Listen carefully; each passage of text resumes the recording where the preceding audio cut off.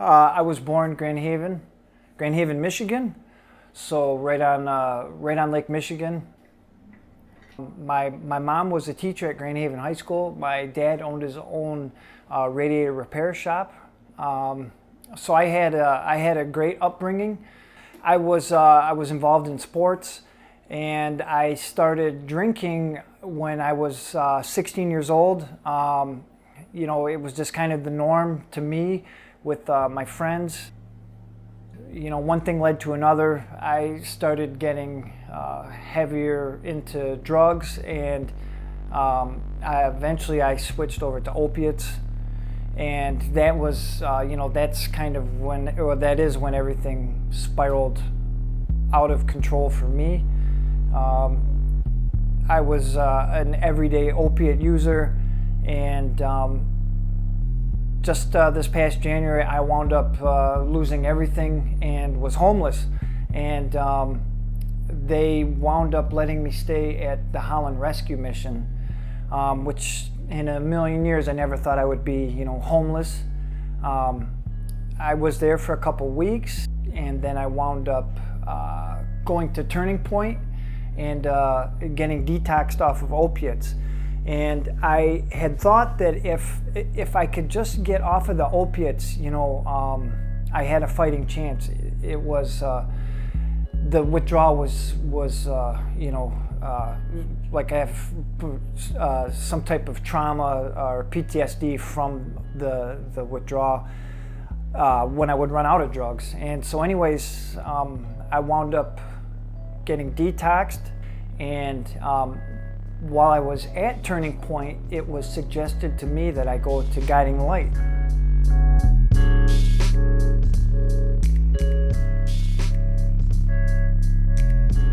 So the first 24 hours at Guiding Light were, I was very anxious. It was walking into the unknown. I had a lot of anxiety, but there was something that kept me there. It's the cliche, but I have been given that gift of desperation.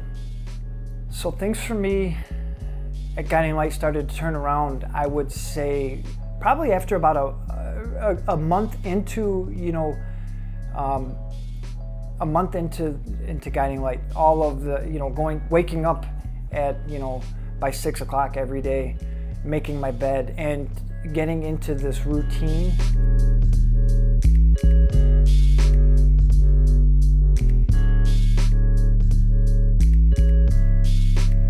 So the basic 4-month program, Foundations, you go through that, and it is just that you're building your foundation, your recovery foundation. And after the 4 months, I went into, through Achieve.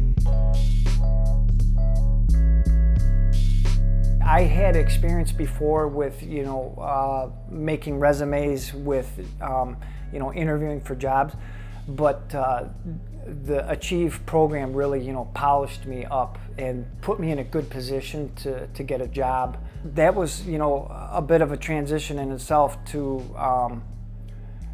go from, this, I guess it's referred to as, like sedentary, learning situation to, now I'm back in the workforce, and I was really unsure of how that was going to go, because now I was sober.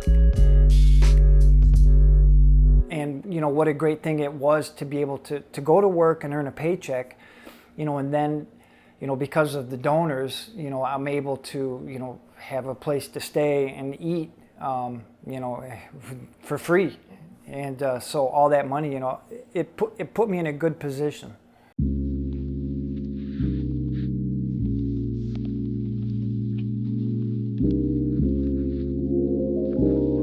So what I needed to do was to save up enough money to pay my first month's rent and my deposit, which was actually, it was Guiding Light made it very simple.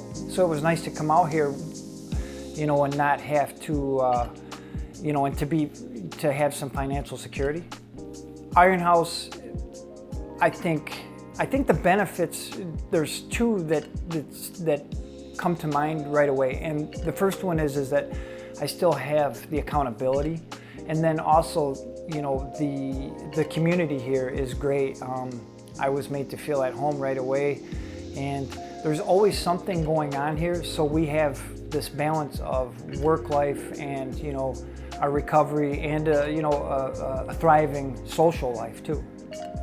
I think Iron House is the best option for me, for people like me. I've heard some stories about some other, you know, sober living facilities. I'm glad that I didn't have to test the waters. I've heard some horror stories about other places. So, yeah, I think I'm in the right place. You know, I have my routine that I got from Guiding Light. When I wake up, the first thing I do is that I learned at Guiding Light is I make my bed, and you know, I learned that on day one. The donors make this possible. It is an amazing, you know, journey. You know, I was able to take a time out in my life and you know, get involved or get sober, get into the recovery, you know, get into recovery, and none of that would have been, I didn't have the means. It's all because of the donors.